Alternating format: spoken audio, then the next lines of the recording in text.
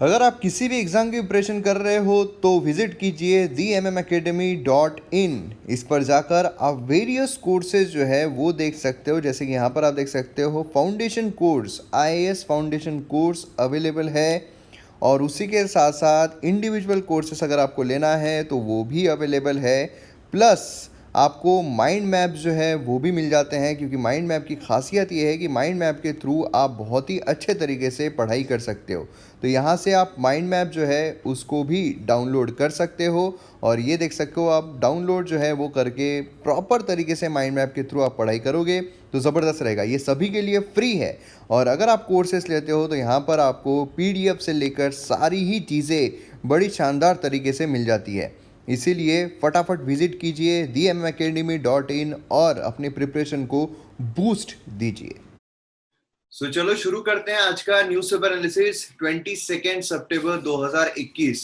तो आज के क्या खास न्यूज आर्टिकल्स है देखने की कोशिश करते हैं। अब सबसे पहले तो जब हम एडिटोरियल पर नजर डालते हैं, फ्रंट पेज मतलब एक जो पहला पेज है एडिटोरियल का, उस पर अगर नजर डालते हैं तो यहाँ पर नीट के बारे में बात की जा रही है। जो नीट है उसके बारे में आप सभी को पता होगा, जो मेडिकल के एंट्रेंस एग्जाम है उसके बारे में बात की जा रही है। लेकिन ये जो पूरा एडिटोरियल है इसमें से एग्जाम पर्सपेक्टिव से भी कुछ खास नहीं निकलता है, इसीलिए हम नहीं देखेंगे। ये अगर हम देखते हैं तो ये कंप्लीटली पॉलिटिकल एडिटोरियल जो है वो हमें देखने को मिलता है, इसलिए ये भी जो है एग्जाम पर्सपेक्टिव से इंपॉर्टेंट नहीं है। देन उसके बाद अगर हम आते हैं तो यहाँ पर ये वाला जो एडिटोरियल है सिटीजन्स पुलिस, यहाँ पर पुलिस रिफॉर्म की बात की जा रही है कि पुलिस को हम कैसे रिफॉर्म कर सकते हैं। इसमें जो सुप्रीम कोर्ट ने गाइडलाइंस दी थी, जो डायरेक्टिव्स दिए थे 2006 में, उसे अभी तक गवर्नमेंट क्यों इंप्लीमेंट नहीं कर पाई है उसके बारे में यहाँ पर बात की जा रही है। क्योंकि अगर वो गाइडलाइन जो सुप्रीम कोर्ट ने दिए थे 2006 में उसको अगर हम इंप्लीमेंट कर लेते हैं तो फिर पूरी जो प्रॉब्लम है पुलिस की वो सॉल्व हो जाएगी। जो यहाँ पर पॉलिटिसाइज किया जाता है पुलिस डिपार्टमेंट को, वो यहाँ पर सॉर्ट हो सकता है। तो क्या कारण है कि इतने अच्छे अगर गाइडलाइंस दिए गए तो सॉल्व क्यों नहीं किए जा रहे हैं, इंप्लीमेंट क्यों नहीं किए जा रहे हैं, उसके बारे में यहाँ पर बात की जा रही है। देन उसके बाद अगर हम यहाँ पर बात करते हैं तो ये वाला जो एडिटोरियल है, अगेन ये भी एग्जाम पर्सपेक्टिव से इंपॉर्टेंट नहीं है। यहाँ पर मीट ऑफ द मैटर देखिए क्या है कि यहाँ पर खाने के बारे में बात की जा रही है, खाने के एथिक्स के बारे में बात की जा रही है। किसी को नॉनवेज पसंद आता है, किसी को वेज पसंद आता है, किसी को वेगन, कोई वेगन होता है, वेजिटेरियन होता है, नॉन वेजिटेरियन होता है। ये सारी चीजों के बारे में बात हो रही है जिसमें से एग्जाम पर्सपेक्टिव से भी कुछ भी खास नहीं निकलता है। देन उसके बाद अगर एक्सप्लेन सेक्शन देखते हैं तो उसमें आसाम गवर्नमेंट जो है वो क्यों यहाँ पर बर्न कर रही है हॉर्न्स को। जो वन हॉर्न राइनो होता है उसका एक इस तरीके से निकला होता है हॉर्न, है ना, तो वो जो है उसको बर्न क्यों कर, उसको जला क्यों रही है आसाम गवर्नमेंट, इसके बारे में यहाँ पर बात की है। एक स्पेशल सेरेमनी है, क्यों जलाया जा रहा है, उसके पीछे कारण क्या है, क्या मैसेज दिया जा रहा है, उसके बारे में यहाँ पर बात हो रही है। देन यहाँ पर कंट्री का रीओपनिंग, कंट्री जो है वो यहाँ पर रीओपन कौन से हो रहे हैं, इंडियन ट्रेवलर्स के लिए। तो अगर आपको आउट ऑफ कंट्री ट्रेवल करना है तो आप ये वाला एडिटोरियल जो है खुद से पढ़ सकते हो। यहाँ पर स्पेनिश फ्लू के बारे में बात की जाए तो स्पेनिश फ्लू जो है वो क्या होता है इसके बारे में हम यहाँ पर बात करेंगे। यहाँ पर है क्राइसिस एट चाइनीज जायंट। क्या है कि शेयर मार्केट, अभी आपको पता है कि शेयर मार्केट जो है बहुत तेजी से इंक्रीज हुआ इंडिया का, लेकिन ग्लोबल अगर हम मार्केट देखते हैं तो अभी कल काफी उसमें गिरावट जो है वो देखने को मिली। अब उसके पीछे कारण क्या है, तो यहाँ पर चाइनीज जायंट क्या हुआ, किस तरीके से गिरा, उसके बारे में यहाँ पर बात हो रही है। ये वाला जो एडिटोरियल है ये मैं अभी नहीं लूंगा, ये आपके लिए होमवर्क है रात के लिए, जो हम रात को रिवीजन करते हैं पूरे दिन भर की, उसमें आप सभी को ये वाला एडिटोरियल जो है वो पढ़ना है एंड देन एक्सप्लेन करना है कि क्या ये एडिटोरियल में बताया गया है। और इसमें से सिर्फ ये एडिटोरियल नहीं कि आपने बस ये शब्द जो है वो बता दिए जो एडिटोरियल में दिए गए, लेकिन आपको इसके पीछे, क्योंकि ये इकोनॉमी है ना, तो इसके पीछे क्या क्या रीजंस है और क्या क्या फैक्टर्स प्ले करते हैं इकोनॉमिक पर्सपेक्टिव से आपको बताना है। ठीक है, तो ये crisis at the Chinese giant, ये ध्यान में रखे, मैंने सबको न्यूज़पेपर की कॉपी भेजी है, व्हाट्सएप पे आप चेक कर लेना, और आप सभी को ये वाला एडिटोरियल जो है वो पढ़कर बताना है जो शाम को हमारा रिवीजन क्लास रहेगा उसमें। क्लियर है? चलो तो फिर अभी शुरू करते हैं हमारा फर्स्ट एडिटोरियल। और हाँ, एक और एडिटोरियल है जो द हिंदू में आया है, वो भी काफी इंपॉर्टेंट है, उसको भी हम डिस्कस करेंगे। कल प्रीति आपने जो एक एडिटोरियल पढ़ा था ना रिवीजन क्लास में, जो आपने एडिटोरियल बताया था फार्मर्स के बारे में, उसी सिलसिले में उसी से रिलेटेड जो आर्टिकल है वो द हिंदू में आया है, तो वो आज हम कवर करेंगे। ठीक है, चलो तो यहाँ पर for citizens police, police reform के बारे में यहाँ पर बात की जा रही है। अब इसमें सबसे पहले कॉन्टेक्स्ट अगर हम देखते हैं क्या है, तो सुप्रीम कोर्ट ने डायरेक्शंस दिए थे प्रकाश सिंह, यहाँ पर कुछ 7 गाइडलाइंस दिए थे, कुछ 7 डायरेक्शंस दिए थे, जो पुलिस रिफॉर्म अगर किए जाए तो फिर पुलिस की जो भी समस्याएं हैं वो सॉल्व हो सकती है। आज अगर आप पुलिस देखो तो पुलिस ऐसा देखा जाता है, जो सिटीजन्स है वो देखते हैं पुलिस को कि ये हमें लूटने के लिए है, ये हमें मतलब कहीं भी फंसा सकते हैं, है ना। मतलब कनेक्शन जो है बिल्डअप नहीं हो पा रहा है। अगर हम हमारा जीएस पेपर 4 देखते हैं तो उसमें भी ये बताया गया है कि किस तरीके से जो एडमिनिस्ट्रेटर होते हैं, भले वो आईएएस ऑफिसर हो, भले वो आईपीएस ऑफिसर्स हो, ये सिटीजन्स के साथ कनेक्शन बिल्ड नहीं कर पा रहे। उसके पीछे प्रॉब्लम ये है कि दोनों एक दूसरे को अलग अलग तरीकों से देखते हैं। जो सिटीजन है वो एक आईएएस ऑफिसर को एज अ करप्ट ऑफिसर देखता है कि ये तो पैसे खाएगा ही खाएगा। एक आईपीएस ऑफिसर को इस तरीके से देखा जाता है कि ये तो फंसाएगा ही फंसाएगा, या फिर ये भी पैसे ही खाएगा, है ना, ये तो मतलब पॉलिटिशियन जो है उन्हीं को देखता रहेगा, है ना। और जो पुलिस ऑफिसर्स है, जो आईएएस ऑफिसर्स है, वो सिटीजन को देखते हैं कि ये समझ ही नहीं पा रहे, ये कुछ सुन ही नहीं पा रहे, ये तो बस दंगे करते रहते, यही करते रहते। इस तरीके से जो कनेक्शन है वो सही से बिल्डअप नहीं हो पा रहा है। ट्रस्ट यहाँ पर बिल्ड होना चाहिए, और उसके लिए यहाँ पर जो कनेक्शन बिल्ड करना है तो उसके लिए जो रिफॉर्म्स दिए गए थे वो इंप्लीमेंट क्यों नहीं किए जा रहे हैं, ये भी सवाल आता है। अब यहाँ पर ऑब्स्ट्रक्ट क्यों हो रहा था? जो भी यहाँ पर रिफॉर्म दिए गए थे सुप्रीम कोर्ट के द्वारा, 7 जो रिफॉर्म दिए गए थे, पॉलिटिशियन जो है वो ये रिफॉर्म को पूरा होने ही, क्योंकि क्या है, हमारे यहाँ पर जो रिफॉर्म लाए जाते हैं, हमारे यहाँ पर जो कानून बनाए जाते हैं, उसके पीछे कौन होता है? उसके पीछे पॉलिटिशियंस ही होते हैं, है ना, क्योंकि पार्लियामेंट में कानून बनते हैं, रिफॉर्म्स भी ऑलमोस्ट वहीं पर लाए जाते हैं। गवर्नमेंट की तरफ से पॉलिटिकल विल रहना चाहिए कि हाँ ये जो रिफॉर्म्स है काफी अच्छे हैं और इनको इंप्लीमेंट किया जाए। लेकिन अगर रिफॉर्म एक्चुअल में अच्छे हैं तो फिर उसको इंप्लीमेंट करने में इतना प्रॉब्लम क्यों आ रहा है, उसमें इंप्लीमेंट करने में दिक्कत क्यों आ रही है? वो आप जब गाइडलाइंस देखोगे, जो हम जब डिस्कस करेंगे कि कौन से गाइडलाइंस यहाँ पर दिए गए थे सुप्रीम कोर्ट के द्वारा, तब आपको अपने आप समझ में आ जाएगा। जो करप्ट पुलिस ऑफिसर्स है वो खुद भी नहीं चाहते कि ये गाइडलाइन जो है वो आए, वो खुद भी नहीं चाहते कि ये जो गाइडलाइन यहाँ पर सुप्रीम कोर्ट ने दी है वो आए। पुलिस जो है उन्होंने यहाँ पर डिमांड करना चाहिए पुलिस रिफॉर्म के लिए। जो हम लोग है, क्या होता है, कई बार ऐसा होता है कि जो पुलिस है वो इन फेमस कोई इसमें सुर्खियों में आ जाती है, उसके बाद बहुत सारी चर्चाएं उठती है कि नहीं वो जो गाइडलाइन दिए गए थे उसको लाया जाना चाहिए, है ना। लेकिन फिर उसके बाद क्या होता है, उसके बाद सभी भूल जाते हैं। लेकिन जो लोग हैं उन्होंने डिमांड करना चाहिए कि नहीं पुलिस रिफॉर्म जो है वो लाया जाना चाहिए, जिससे कि पुलिस जो है वो भी अकाउंटेबल रहे। क्लियर है?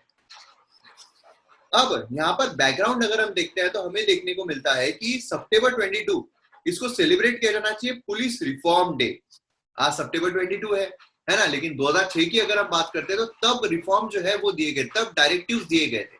तो इसीलिए बोला जा रहा है कि सितंबर 22 को सेलिब्रेट किया जाना चाहिए पुलिस रिफॉर्म डे। क्यों? क्योंकि सुप्रीम कोर्ट जो है उसने एक हिस्टोरिक वर्डिक्ट दिया था 2006 में, जहां पर हमें प्रकाश सिंह एंड अदर्स ये केस देखने को मिलता है रिट पिटिशन के इस पर, और उसके बाद 7 प्रिंसिपल, 7 गाइडलाइन, 7 रिफॉर्म जो है वो यहाँ पर दिए गए थे।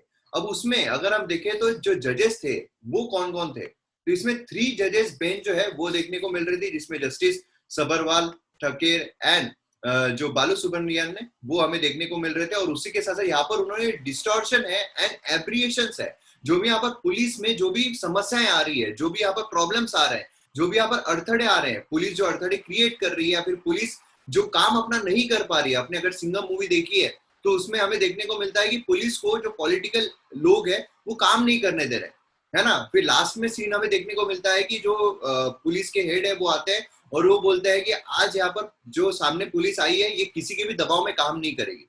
तो बेसिकली क्या है कि यहाँ पर अड़थड़े जो क्रिएट किए जा रहे हैं वो यहाँ पर स्टडी किया गया, और उसके बाद जो पुलिस की फंक्शनिंग है उसके लिए, कि पुलिस सही से फंक्शन कर सके, उसके लिए यहाँ पर 7 सिग्निफिकेंट डायरेक्शंस दिए गए सुप्रीम कोर्ट के द्वारा।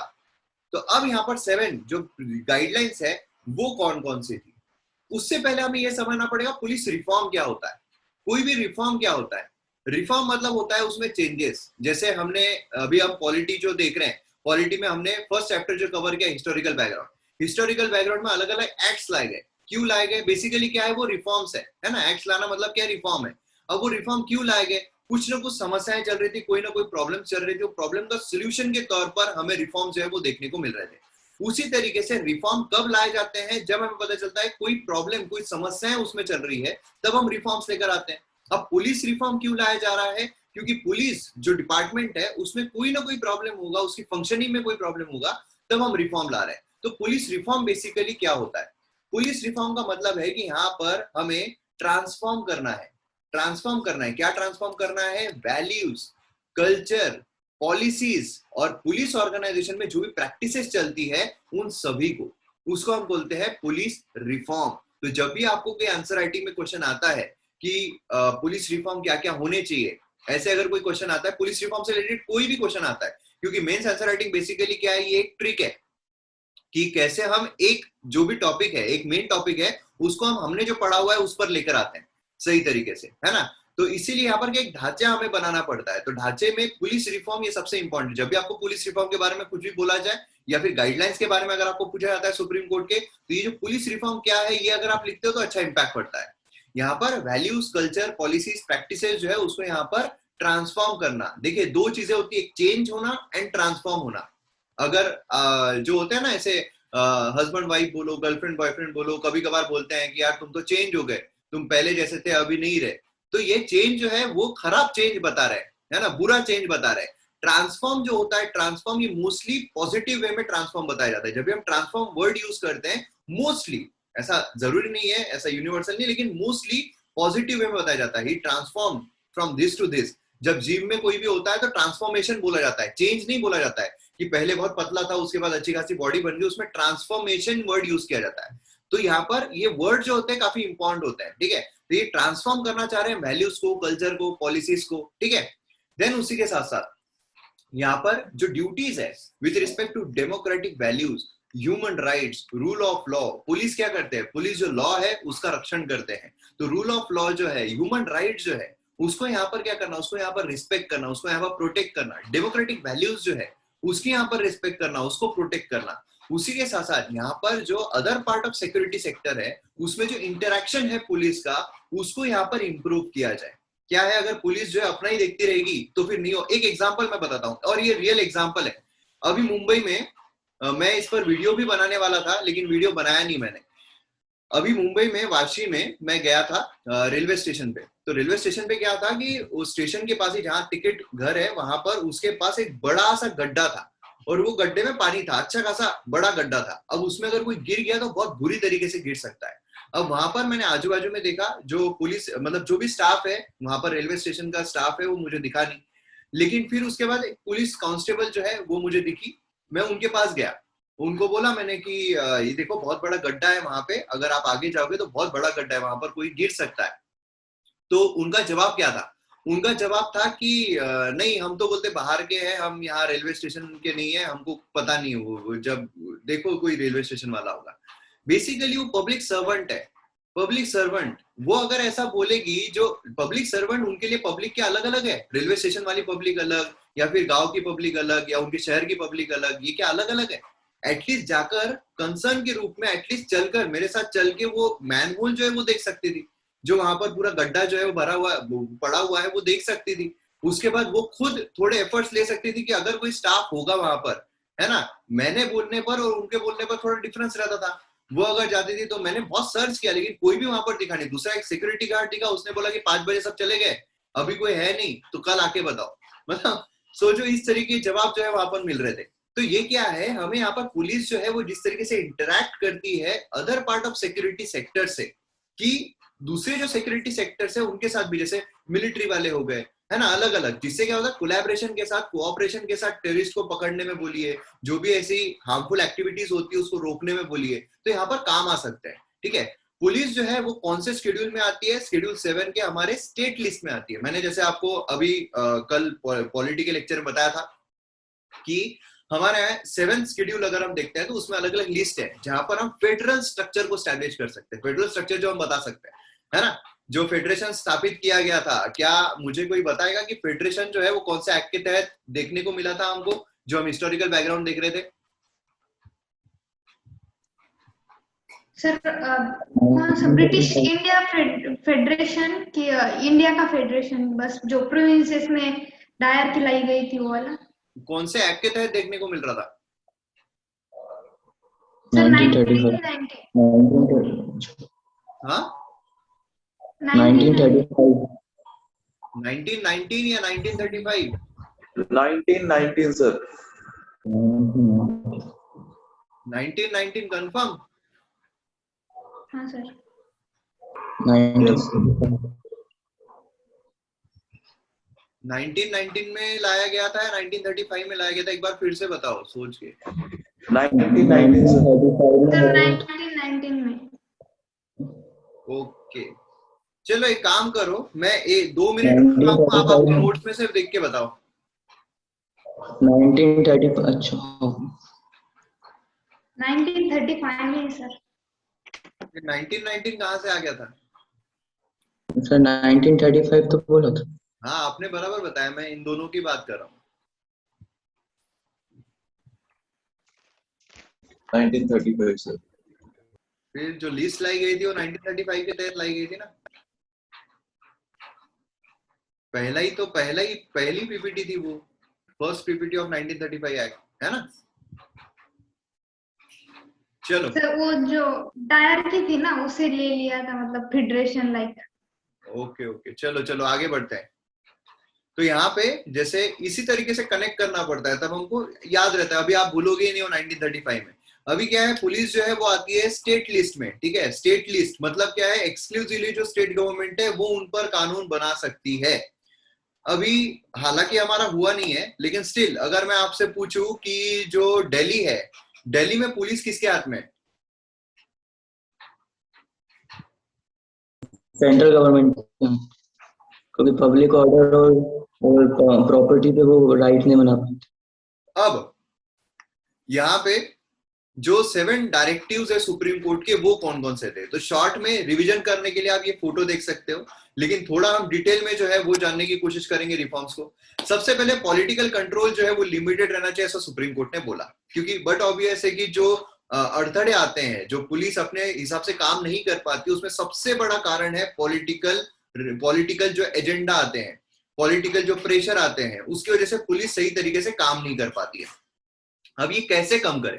ऐसा नहीं है कि सिर्फ सुप्रीम कोर्ट ने बोल दिया कि भाई पॉलिटिकल कंट्रोल कम कर दो और हो जाएगा। कैसे कम करे, पर ये भी तो मैटर है ना, क्यों कम करे। अगर समझ लो कि कोई एक गुंडा है, ठीक है, वो गुंडा किसके दम पे उड़ रहा है? किसी न किसी के दम पे उड़ता है। अब वो गुंडा समझ लो कोई पॉलिटिकल लीडर है, उसके इस पे उड़ रहा है। अब पुलिस ने अगर उसको पकड़ लिया तो बट ऑब्वियस है कि वो जो गुंडा है वो उनको बोलेगा ही और पॉलिटिकल प्रेशर आएगा ही। तो अगर हम बोलते हैं कि पॉलिटिकल प्रेशर कम करो, मतलब बेसिकली ये है कि क्राइम जो है वही कम होना चाहिए, तभी पॉलिटिकल प्रेशर कम होगा। तो अब पॉलिटिकल प्रेशर को कम कैसे करें? तो यहाँ पर स्टेट सिक्योरिटी कमीशन जो है वो कॉन्स्टिट्यूट किया जाना चाहिए, जिससे कि state government does not exercise unwarranted influence या और प्रेशर। मतलब कमीशन अगर हम सेटअप कर देते हैं तो कमीशन के थ्रू चीजें होगी, जिसकी वजह से पॉलिटिकल प्रेशर जो है वो नहीं आ पाएगा, ठीक है। एक ब्रॉड पॉलिसी गाइडलाइन जो है वो लाई जानी चाहिए। परफॉर्मेंस जो है स्टेट पुलिस का वो इवेल्युएट किया जाना चाहिए कि कितने प्रेशर में काम किए हैं, किस तरीके से काम किए हैं, कितने बेहतर काम किए हैं, कितने अच्छे से इन्होंने जो इन्वेस्टिगेशन से किए, कितने अच्छे से उन्होंने केसेस सॉल्व किए हैं, इसका इवेल्युएशन होना चाहिए। जब हम इवेल्युएशन करते हैं अपने आप चीजें जो है वो सॉर्ट हो जाती है। देन उसके बाद यहाँ पर अपॉइंटमेंट बेस्ड ऑन मेरिट, जो अपॉइंटमेंट है वो मेरिट पर बेस्ड होना चाहिए। क्या होता है कभी कभार कि बहुत सारे लोग जो पॉलिटिकल, मतलब मेन मकसद, आप समझ लो अगर आप आईपीएस बन रहे हो, आप थोड़ी टाइम के बाद, अभी स्टार्टिंग में आपको अगर ऐसा हो कि नहीं खतरनाक तरीके से हम ये करेंगे, क्राइम रोकेंगे, ये करेंगे वो करेंगे, लेकिन कुछ समय बाद हो सकता है, इन केस हो सकता है कि आप उस दौड़ में लग जाओ कि नहीं यार मेरे को तो प्रमोशन चाहिए, मेरे को फटाफट एसपी बनना है, मेरे को फटाफट कमिश्नर बनना है ना। इस दौड़ में अगर आप लग गए तो आप क्या सोचोगे, नहीं मेरे जितने अच्छे पॉलिटिकल कॉन्टेक्ट रहे उतना अच्छा है, तो आप पॉलिटिकल कॉन्टेक्ट बनाने की कोशिश करोगे, पॉलिटिकल लोग जो है उनके साथ आप ये करोगे, उनके इन्फ्लुएंस में रहोगे। तो बेसिकली क्या होगा कि यहाँ पर जो प्रमोशन है आपका जल्दी हो जाएगा, और जो दूसरा इंसान है वो अगर पूरी ईमानदारी से काम कर रहा है, वो अगर पॉलिटिकल कॉन्टैक्ट नहीं बना रहा है, तो हो सकता है उसका जो प्रमोशन है वो डिले हो जाए, लेट हो जाए।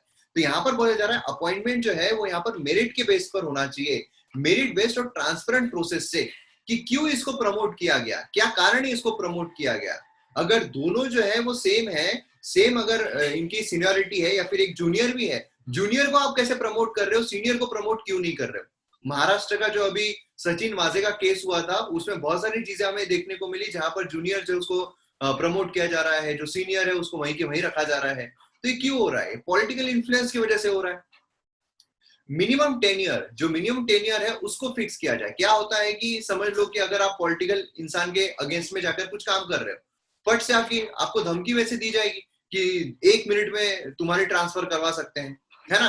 तो यहाँ पर जो मिनिमम टेन्योर है, क्या होता है कि अगर आप कोई केस पर काम कर रहे हो, अब वो केस जो है वो आपका चल रहा है, बीच में क्या होता है कि अगर आपकी ट्रांसफर करवा दी गई, वो केस आपके हाथ से चला गया, किसी और के हाथ में आ गया, अब वहां पर लेकर आएंगे जो उसका खास है। तो बेसिकली क्या है कि मिनिमम टेन्योर 2 साल का अगर हम रखते हैं तो केस एटलीस्ट आप पूरा कर पाओगे, उसी केस पर आपको ये डर नहीं रहेगा कि नहीं यार मेरी ट्रांसफर हो जाएगी, है ना। तो यहाँ पर मिनिमम टेन्योर जो है वो 2 इयर्स का यहाँ पर रखा जाना चाहिए। सेपरेट पुलिस फंक्शंस, यहाँ पर क्या है, investigation and law and order maintain करना, यहाँ पर क्या रहना है, सेपरेट रहना चाहिए फंक्शंस, जिससे क्या होगा, इन्फ्लुएंस होना थोड़ा कम रहेगा। क्या होता है कि अगर हमें एक ही पुलिस अगर सारी चीज करे तो फिर क्या होगा, उस पर इन्फ्लुएंस बहुत ज्यादा रहता है। तो यहाँ पर इन्फ्लुएंस को कम करने के लिए जो फंक्शन है उसको सेपरेट कर दिया जाए, ये सबसे बेटर चीज होती है। देन उसके बाद यहाँ पर फेयर एंड ट्रांसपेरेंट सिस्टम जो है उसको सेटअप करना, मतलब बेसिकली यहाँ पर पुलिस स्टैब्लिशमेंट बोर्ड जो है वो यहाँ पर स्टैब्लिश किया जाना है, सेटअप किया जाना चाहिए, जिससे कि यहाँ पर ट्रांसफर अगर किसी की करनी है तो किसकी करनी है, कहाँ करनी है और क्यों करनी है, ये सही तरीके से निर्णय लिया जा सके। अगर किसी की पोस्टिंग करनी है तो अगेन वही, क्यों करना है, किसकी करना है, कहाँ करना है, ये भी सही निर्णय लिया जा सके। प्रमोशंस की अगर बात हो, देन उसके बाद अदर सर्विस रिलेटेड मैटर हो, उसके लिए पुलिस स्टैब्लिशमेंट बोर्ड जो है इसके साथ मिलकर इनके रिकमेंडेशन पर अगर निर्णय लिया जाता है तो बहुत बेटर रहेगा, मतलब इन्फ्लुएंस जो है वो थोड़ा कम हो जाएगा। स्टेट लेवल पर पुलिस कंप्लेंट अथॉरिटी जो है वो रहना चाहिए पब्लिक कंप्लेंट सुनने के लिए। क्या है कि अभी हमारे पास, अभी एट प्रेजेंट अगर आप देखोगे, नॉर्मल सी अगर कोई चीज है, ठीक है, कि आप कहीं पर आपके साथ कुछ झगड़ा वगड़ा हुआ, आप चले गए पुलिस स्टेशन में, वहां पर लेकिन पुलिस ने ही अगर आपके साथ बदतमीजी कर ली तो आप क्या करते हो, आप चुपचाप मुंह लटका के वापस आ जाते हो, क्या कर सकते हैं, है ना। अब छोटी छोटी बातों पे हम थोड़ी ऊपर कंप्लेंट कर देंगे, छोटी छोटी बातों पे थोड़ी हम लेटर वेटर लिख देंगे कि इसने मैं कंप्लेंट लिखवाने गया, इसी ने मेरे को झाप दिया, पुलिस ने मेरे को झाप दिया, तो ऐसा नहीं कर सकते। तो बेसिकली क्या है कि यहाँ पर जो भी पब्लिक कंप्लेंट हो, छोटी छोटी कंप्लेंट क्यों ना हो, उससे भी सुनने के लिए एक पुलिस कंप्लेंट अथॉरिटी जो है वो भी रहना चाहिए, ठीक है। उसी के साथ साथ यहाँ पर जो पुलिस ऑफिसर है above the rank of superintendent of police, in case of serious misconduct अगर होता है, कस्टडियल डेथ अगर होती है, मतलब पुलिस ने ही अगर कोई मिसकंडक्ट किया है ना, उसी के साथ साथ कस्टडियल डेथ, मतलब कस्टडी में, जो पुलिस कस्टडी में रहते हैं उसमें अगर किसी की डेथ हो जाती है, या हर्ट या फिर रेप होता है अगर पुलिस कस्टडी में, वो भी यहाँ पर पुलिस कंप्लेंट अथॉरिटी जो है हर स्टेट की वो यहाँ पर देख सकती है। उसी के साथ साथ सिलेक्शन कमेटी जो है, सिलेक्शन कमीशन, वो यहाँ पर रहना चाहिए। नेशनल सिक्योरिटी कमीशन वो सेटअप की जानी चाहिए यूनियन लेवल पर, जिससे कि एक सिलेक्शन का पैनल जो है वो बनाया जा सके। क्लियर है। तो ये सारे गाइडलाइन जो है वो हमें देखने को मिलते हैं। अब यहाँ पर जो वे फॉरवर्ड है वो क्या हो सकता है, ये तो हमने देख लिया, सुप्रीम कोर्ट ने जो गाइडलाइन दिए थे ये मोर देन सफिशिएंट है अभी पुलिस रिफॉर्म करने के लिए, लेकिन उसी के साथ साथ और हमें क्या जरूरत है ना, ये एक्स्ट्रा इन्फॉर्मेशन मैं आपको दे रहा हूं, जिससे क्या है कि आपको और बेटर तरीके से चीजें जो है वो समझ में आए। वे फॉरवर्ड हम क्या बोल सकते हैं, सबसे पहले तो पुलिस फोर्स उसको मॉडर्नाइज करना बहुत जरूरी है। मॉडर्नाइज मतलब क्या, कि पुलिस जो है, हमारी पुलिस मतलब जो बड़े बड़े गुंडे होते हैं वो मशीन गन लेकर आते हैं, हमारे पुलिस जो है नॉर्मल छोटी छोटी वो बंदूकें रखते हैं। तो बेसिकली क्या है कि हमारे जो मॉडर्न वेपन्स है वो यहाँ पर दिए जाने चाहिए, जो पुलिस फोर्स है उनको मोबिलाइज किया जाना चाहिए सही तरीके से, लॉजिस्टिक सपोर्ट बोलिए, पुलिस वायरलेस अपग्रेडेशन बोलिए, जहां पर वो कम्युनिकेट सही तरीके से कर सके, है ना। नहीं तो यहाँ पर पुलिस वाला जो है वो छुपा हुआ है कहीं पर, मतलब गुंडे जो है वो फायरिंग कर रहे हैं, पुलिस वाला जो है छुपा हुआ है, उसको बैकअप करने के लिए बता ही नहीं पा रहा है वो, अरे कहाँ हो करके। तो सही तरीके से जो टेक्नोलॉजिकल अपग्रेडेशन है वो भी यहाँ पर किया जाना चाहिए। नेशनल सैटेलाइट नेटवर्क दिया जाना चाहिए जिससे कि कहीं पर भी वो पकड़ सके। पॉलिटिकल विल बहुत जरूरी है, पॉलिटिकल विल अगर नहीं होगी तो इसमें रिफॉर्म आ ही नहीं सकते हैं। रिफॉर्म लाने के लिए सबसे इंपॉर्टेंट चीज है पॉलिटिकल विल। उसी के साथ साथ यहाँ पर क्रिमिनल जस्टिस सिस्टम जो है उसको भी रिवैम्प करना बहुत इंपॉर्टेंट है, ठीक है। मतलब यहाँ पर बेसिकली क्या बोला जा रहा है कि कंपेंसेट विक्टिम जो होता है, जो भी विक्टिम है जिसके साथ बुरा हुआ है, उस पर अगर कोई प्रेशर वेशर आ रहा है तो उससे कंपेंसेट करने के लिए फंड जो है वो यहाँ पर बनाया जाना चाहिए, ठीक है। तो ये चीजें जो है वो हमें देखने को मिलती है। तो आप अभी बताइए इसमें आपको कोई डाउट है। अभी यहाँ पर बात हो रही है आसाम गवर्नमेंट जो है, जो आसाम की गवर्नमेंट है वो राइनो के हॉर्न जो है, जैसे यहाँ पर आप देखोगे तो ये राइनो हॉर्न है, ठीक है, ये वाला। तो ये वन हॉर्न राइनो जो मोस्टली आसाम में हमें देखने को मिलता है। अब इसके जो हॉर्न है क्या होता है, अगर डेथ हो जाए, है ना, तो हॉर्न जो है वो जमा कर दिए जाते हैं, ठीक है। और उसी के साथ साथ जो पोचिंग होती है, क्या होता है कि इनकी ट्रेडिंग, इलीगल ट्रेडिंग जो है वो भी की जाती है, जो हॉर्न है उनकी, क्योंकि कई जगहों पर ऐसा माना जाता है कि मेडिकल पर्पस के लिए काफी इंपॉर्टेंट है, कई जगहों पर रखना एक अपने आप में गर्व की बात मानी जाती है, जैसे वियतनाम वगैरह हो गया। तो बेसिकली क्या है कि ये जो वन हॉर्न राइनो है, इसके जो हॉर्न है, जो भी इस तरीके से जब्त किए जाते हैं उनको रखा जाता है। अब ये जो रखे गए हैं उनमें से हॉर्न्स को जलाया जा रहा है। अब क्यों जलाया जा रहा है ये यहाँ पर देखना बहुत इंपॉर्टेंट है, क्या सेरेमनी है यहाँ पर। तो यहाँ पर कॉन्टेक्स्ट अगर हम देखते हैं, आसाम जो है वर्ल्ड राइनो डे सितंबर 22 मतलब आज ये यहाँ पर देख रहा है, और एक स्पेशल सेरेमनी के तहत यहाँ पर जो स्टॉक पाइल है, जो यहाँ पर हॉर्न है, नियरली 2500 हॉर्न जो है वन हॉर्न राइनोसोरस के, वो यहाँ पर जलाए जाएंगे। अब यहाँ पर क्यों जलाए जा रहे हैं, इससे क्या ही मिल जाएगा, तो यहाँ पर बताया क्या जा रहा है कि ये एक माइलस्टोन है राइनो कंजर्वेशन के लिए, एक माइलस्टोन बताया जा रहा है। अब आप सोचिए कि जो चीज है, अब हॉर्न जो है वो जलाकर कौन सा माइलस्टोन यहाँ पर कर रहे हैं, कारण क्या है। तो यहाँ पर एक मिथ जो है, मिथ मतलब क्या होता है, जो गलत फहमी है वो राइनोसोरस के बारे में, वो यहाँ पर खत्म करना है। जो भी गलत फहमी है, एक सुपरस्टिशन जो चल रहा है, उसको यहाँ पर खत्म करना है, ये जलाकर। ठीक है, बेसिकली जो पोचर्स है और स्मगलर्स है, जो उनका हंटिंग करते हैं, जो स्मगल करते हैं हॉर्न को, उनके लिए ये एक बहुत बड़ा मैसेज है। मैसेज क्या है कि यहाँ पर ये जो आइटम्स है, जो हॉर्न है, ये कोई वैल्यू का नहीं है। जैसे कि अगर हम चाइनीज मेडिसिन देखते हैं, तो चाइनीज मेडिसिन में जो अलाइनमेंट जो होते हैं, जैसे कैंसरस ये हो गया, इन सबको ठीक करने के लिए हॉर्न का इस्तेमाल किया जाता है। वियतनाम में अगर हम देखते हैं तो राइनो हॉर्न को पजेस करना, राइनो हॉर्न को अपने पास रखना, ये एक स्टेटस सिंबल जो है माना जाता है। स्टेटस सिंबल हम कब बोलते हैं, अगर हमने अभी जैसे गोल्ड है, गोल्ड की बहुत ज्यादा वैल्यू है, तो अगर कोई गोल्ड पहनकर जा रहा है तो एक स्टेटस सिंबल माना जाता है। साउथ इंडिया में तो बहुत ज्यादा स्टेटस सिंबल माना जाता है ना, गोल्ड बहुत ज्यादा वो कैरी करते हैं। तो बेसिकली जिसकी एक्चुअल में वैल्यू है उसको अगर हम कैरी करें तो स्टेटस सिंबल समझ सकते हैं, लेकिन यहाँ पर वियतनाम में इसको स्टेटस सिंबल समझा जा रहा है, मतलब बेसिकली वो वैल्यू उसकी समझते हैं। तो यही यहाँ पर बताया जा रहा है जला कर कि देखो ये जल रहा है, इसकी कोई वैल्यू नहीं है, इसका कोई मेडिसिनल पर्पस नहीं है। तो अगर आप इसको पोचिंग कर रहे हो, अगर आप इसको इलीगल एक्टिविटीज की कर रहे हो, इलीगल ट्रेड कर रहे हो, तो इसका कोई भी इंपॉर्टेंस नहीं है। ये मैसेज यहाँ पर दिया जा रहा है, ये जलाकर। क्लियर है। अब यहाँ पर वन हॉर्न राइनो जो है वो हमें देखने को मिलता है, वन हॉर्न राइनो, लेकिन वन हॉर्न राइनो के साथ साथ और भी यहाँ पर 5 डिफरेंट स्पीशीज जो है राइनो के, वो भी देखने को मिलते हैं। ठीक है, 1 अमंग दी 5, 5 टोटल स्पीशीज है। 4 अगर बाकी के अगर हम देखते हैं तो ब्लैक राइनो हमें देखने को मिलता है, जो स्मॉलर है of 2 African species. White rhino हमें देखने को मिलता है, जवान राइनो हमें देखने को मिलता है, सुमत्रन राइनो हमें देखने को मिलता है, जो रिसेंटली एक्सटिंक्ट हो गया है मलेशिया में। अगर हम जवान राइनो देखते हैं तो ये क्रिटिकली एंडेंजर्ड है IUCN रेड लिस्ट में। ठीक है, तो कभी कभार क्या होता है कि आपको ऐसे क्वेश्चन जो है वो आ जाते हैं। अब यहाँ पर मैं अभी 1 सेकेंड के लिए आपको टाइम दे रहा हूं, आप मुझे बताइए जो वन हॉर्न राइनो है इसका IUCN स्टेटस क्या है, थ्रेट्स क्या है राइनो को। थ्रेट है सबसे पहला तो पोचिंग ऑफ द हॉर्न, है ना, जो उसकी पोचिंग है वो की जाती है, किसके लिए, तो हॉर्न के लिए। हैबिटेट लॉस, क्योंकि लोग जो है अब उनके घरों में घुस रहे हैं तो उनका हैबिटेट, उनका घर जो है वो लॉस हो रहा है। देन पॉपुलेशन डेंसिटी जो होती है, पॉपुलेशन की डेंसिटी बहुत ज्यादा इंक्रीज हो रही है, जेनेटिक जो डाइवर्सिटी है वो डिक्रीज होती जा रही है, जिसकी वजह से राइनो जो है वो सही तरीके से काम नहीं कर रहे हैं। क्लियर है, चलिए आगे बढ़ते हैं। नेक्स्ट जो है वो स्पेनिश फ्लू के बारे में यहाँ पर बात की जा रही है। स्पेनिश फ्लू बहुत ज्यादा इंक्रीज हो रहा है। ठीक है, स्पेनिश फ्लू जो है बहुत इंक्रीज हो रहा है, इसीलिए इसके ये चर्चा में है। तो स्पेनिश फ्लू के बारे में आपको एग्जाम में आ सकता है, ऐसा नहीं कि कहां पर बढ़ रहा है कहां पर नहीं बढ़ रहा है ये सब। अभी क्या है, ये कॉज होता है H1N1 इन्फ्लुएंजा वायरस की वजह से।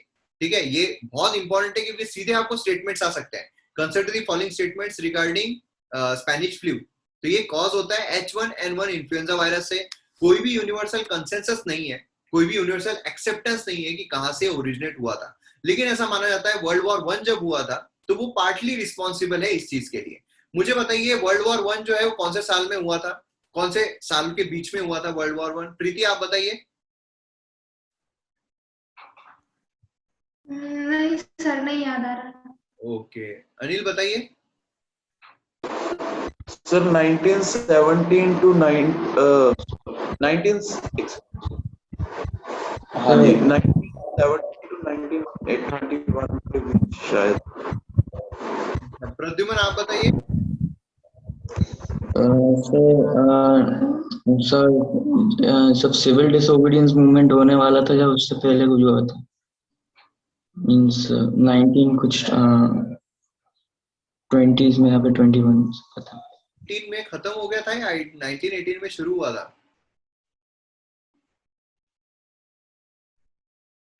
सर आई थिंक 1914 से 1918 चला था। बराबर। चलो, तो ये बिलीव किया जाता है वर्ल्ड वॉर 1 जो है वो पार्टली रिस्पॉन्सिबल था। स्पेन जो है ये अर्लीस्ट कंट्री ऐसी मानी जाती है। और क्या था उस टाइम पे, उस दौरान बहुत सारी कंट्री जहां पर स्प्रेड, ऐसा बोला जाता है स्प्रेड बहुत सारी कंट्रीज में हो रहा था, लेकिन स्टिल यहाँ पर जो बाकी कंट्रीज है उन्होंने अपने प्रेस पर सेंसरशिप लगा दी थी कि आप ये प्रचार मत करो, लेकिन स्पेन जो है वो न्यूट्रल था, इसीलिए उसने कोई भी सेंसरशिप जो है वो अपने प्रेस पर नहीं लगाई, तो बहुत ही खतरनाक तरीके से स्प्रेड हुआ। तो इस वजह से बोला जाता है कि हाँ यार, स्पेनिश फ्लू जो है वो नाम हमें देखने को मिलता है। अब यहाँ पर H1N1 इन्फ्लुएंजा जो है वो स्वाइन फ्लू यहाँ पर कॉज करता है। ठीक है, स्वाइन फ्लू आपने सुना होगा, इंडिया में भी आया था। H1N1 वायरस के बारे में अगर हम बात करते हैं तो इन्फेक्शन है रेस्पिरेटरी ट्रैक की।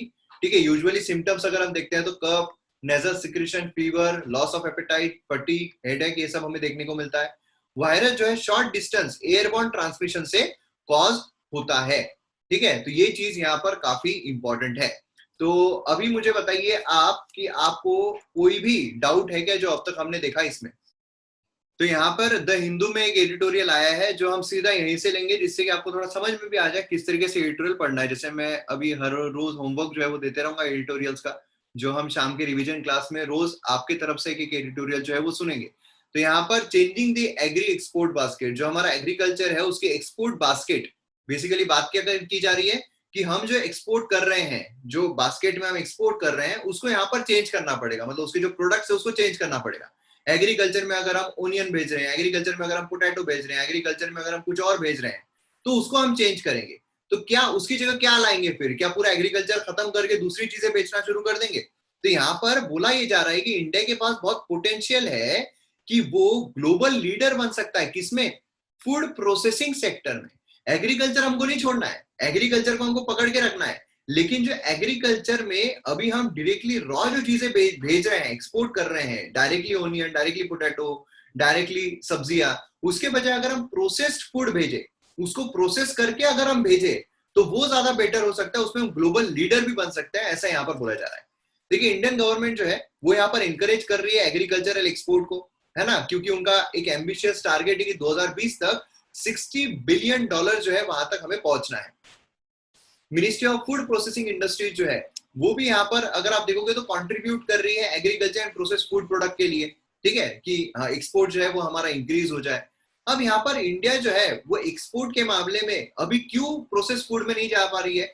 क्योंकि जो हमारा प्रोसेस फूड है वो सही तरीके से नहीं हो पा रहा है, इंटरनेशनल स्टैंडर्ड्स में नहीं बन पा रहा है। क्या होता है, जब भी हम कोई एक्सपोर्ट करते हैं, कोई खाने की चीज अगर एक्सपोर्ट कर रहे हैं, तो उसके लिए आपको एक क्राइटेरिया फिट करना पड़ता है, क्राइटेरिया सेट फिलअप करना पड़ता है। वो क्राइटेरिया अगर फुलफिल करते हो तो ही आप प्रॉपर तरीके से एक्सपोर्ट कर पाते हो। तो हम वही फुलफिल नहीं कर पा रहे, उस स्टैंडर्ड तक नहीं पहुंच पा रहे, तो वो यहाँ पर सबसे बड़ी समस्या जो है वो हमें देखने को मिल रही है। जैसे कि यहाँ पर अगर आप देखोगे, इंडियन एग्रीकल्चर इकोनॉमी जो है वो शिफ्ट हो रही है from primary to secondary agriculture. Primary to secondary agriculture मतलब क्या है कि यहाँ पर प्राइमरी जहां पर हम डायरेक्टली निकाल कर वो भेज रहे हैं, सेकेंडरी मतलब क्या, हम प्रोसेस यहाँ पर करेंगे, कुछ प्रोसेस फूड यहाँ पर भेजेंगे। ठीक है, तो यहाँ पर हाई इकोनॉमिक ग्रोथ जो है वो यहाँ पर हो सकती है हमारी, और बहुत ज्यादा प्रॉफिट जो है वो यहाँ पर हमारा बन सकता है अगर हम प्रोसेस फूड को एक्सपोर्ट करते हैं तो। अब देखिए, क्या प्रोसेस फूड करना इतना मुश्किल है? क्या ये चेंज को अडॉप्ट करना इतना मुश्किल है? नहीं, क्योंकि हमने बहुत सारी चीजों में चेंज लाए हैं। जैसे इंडिया का एग्रीकल्चर एक्सपोर्ट बास्केट जो है वो चेंज हो रहा है from traditional commodities to non traditional processed foods, change होता जा रहा है। जैसे कि ट्रेडिशनली जो बासमती राइस है अब one of the top export commodity थी, लेकिन अब क्या हो रहा है, अब यहाँ पर जो एक्सपोर्टिंग है वो नॉन बासमती राइस का भी बढ़ रहा है, वो भी यहाँ पर काफी इंक्रीज हो रहा है।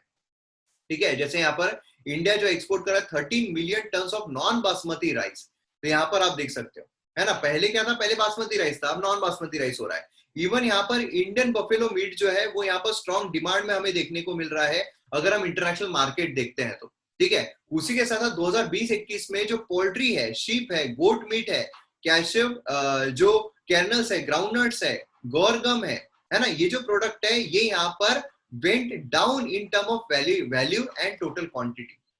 तो मतलब क्या हो रहा है कि यहाँ पर चीजें चेंज हो रही है, जो पहले बहुत ज्यादा हो रही थी अब वो कम हो रही है, जो पहले बहुत कम थी अब वो यहाँ पर इंक्रीज हो रही है। तो इसीलिए क्या है, हमें प्रोसेस फूड जो है उसकी तरफ आगे बढ़ना बहुत अच्छा रहेगा। तो इससे क्या होगा, यहाँ पर एक्सपोर्ट ऑफ प्रोसेस फूड जो है वो इतना ग्रो नहीं हो पा रहा है, जितना फास्ट इनफ उसको ग्रो होना चाहिए उतना ग्रो नहीं हो पा रहा है। उसके पीछे कारण क्या है, क्योंकि इंडिया जो है वो कॉम्पिटिटिव एडवांटेज यहाँ पर लैक करता है बहुत सारे आइटम्स में। दूसरी कंट्री जो है वो प्रोसेस फूड बना रही है कम दाम में और अच्छी क्वालिटी प्रोवाइड कर रही है, जो कि हम नहीं प्रोवाइड कर पा रहे हैं, तो वो यहाँ पर शॉर्टफॉल आ रहा है। तो हमें क्या करना चाहिए, क्वालिटी जो है वो भी मेंटेन करनी चाहिए प्रोसेस फूड की, एंड उसको कम दाम जो है कॉम्पिटिटिव प्राइस जो है उसमें भी यहाँ पर सेल करना चाहिए, तब जाकर हम यहाँ पर अच्छा खासा जो मार्केट शेयर है वो एक्वायर कर सकते हैं। इसमें अगर आप देखोगे मेन ऑब्जेक्टिव जो एग्रीकल्चर एक्सपोर्ट पॉलिसी का वो है डाइवर्सिफाई। कल ही मैंने आपको एक्सप्लेन किया था कि डाइवर्सिफिकेशन कितना इंपॉर्टेंट होता है। अगर हम एक ही चीज पर डिपेंडेंट रहेंगे, अगर वहां पर बैन लगा दिया गया तो हमारा पूरा इकोनॉमी खत्म। तो इससे डाइवर्सिफाइड अगर रहता है कि हम ये भी बेच रहे हैं, ये भी बेच रहे हैं, ये भी बेच रहे हैं, तो अगर ये बंद भी हो जाता है, इस पर बैन भी लगा दिया गया, फिर भी हमारे बाकी प्रोडक्ट चल रहे हैं, हमारी इकोनॉमी नहीं रुकेगी, है ना। डाइवर्सिफाई करना बहुत जरूरी है और एक्सपोर्ट बास्केट जो है उसको एक्सपांड करना यहाँ पर बहुत जरूरी है, जिससे क्या होगा कि हमारी स्टेबिलिटी जो है वो इंक्रीज हो जाएगी, रिलायबिलिटी जो है वो यहाँ पर इंक्रीज हो जाएगी। ठीक है, इसमें यहाँ पर एक्सपोर्ट जो है हाई वैल्यू आइटम जिसमें पेरिशेबल प्रोसेस फूड्स है, ये यहाँ पर इंक्रीज करना इंपॉर्टेंट है। उसी के साथ साथ यहाँ पर अगर आप देखोगे तो हमें ये देखने को मिलता है वे फॉरवर्ड में कि सेंट्रल पॉलिसी अब यहाँ पर गवर्नमेंट ने क्या करना चाहिए, क्योंकि बहुत सारी जगहों पर सर्टिफिकेशन लगता है, कई सारी जगहों पर हेल्थ सर्टिफिकेट, कई सारी जगहों पर जो हेल्थ स्टैंडर्ड्स है वो सेट किए जाते हैं कि आप ये स्टैंडर्ड का बेचोगे तो ही होगा। तो यहाँ पर सेंट्रल पॉलिसी जो है वो यहाँ पर रहना चाहिए कि जो फूड प्रोसेसिंग कंपनीज है उनको कैसे नर्चर करें, उनको कैसे बढ़ावा दे, उनको कैसे इंसेंटिव्स दे, उनको कैसे हम जो क्वांटिटी है वो इंक्रीज करने को बोले। लो कॉस्ट जो है प्रोडक्शन का उसको इंश्योर करना बहुत जरूरी है, जिससे इंटरनेशनल मार्केट में कॉम्पिटिटिव प्राइस हम दे सके।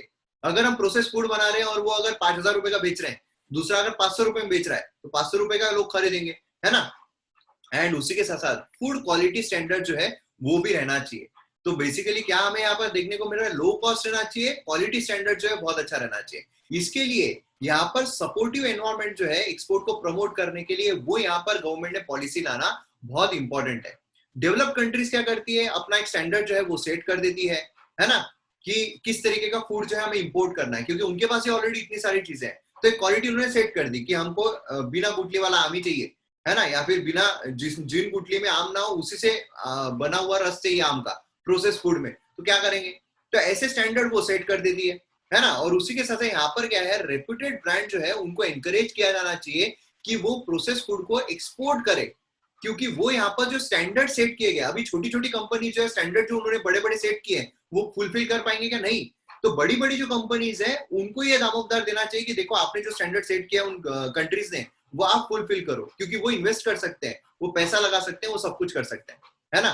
तो यहाँ पर इंडियन कंपनी जो उन्हें फोकस करना चाहिए on cost competitiveness, global food quality standards, technology and यहाँ पर ग्लोबल प्रोसेस फूड जो है एक्सपोर्ट मार्केट को टैप करने के लिए, खींचने के लिए। तो यहाँ पर इंडिया जो है उसको competitive advantage in various agriculture communities जो यहाँ पर प्रोसेस फूड में भी जा सकता है, क्योंकि एग्रीकल्चर इसमें हमें कॉम्पिटिटिव एडवांटेज है ही, तो प्रोसेस फूड में भी जा सकता है और पोटेंशियल जो उसको हमें हाई करना चाहिए। तो ये यहाँ पर बोला जा रहा है। तो किसी कोई डाउट है ये वाले एडिटोरियल में, समझ में आ गया एडिटोरियल? काफी अच्छा एडिटोरियल है, इसके नोट्स बनाकर आप जरूर रखिए, बहुत आपको फायदा मिलेगा, क्योंकि आपको एग्रीकल्चर एक्सपोर्ट पे पूछा जाए तो प्रोसेस फूड को हम एक्सपोर्ट कर सकते हैं, ये आप लिख सकते हो उसमें, ठीक है। ओके, तो चलो फिर 11 बजे मिलते हैं, ठीक है, 11 बजे के लेक्चर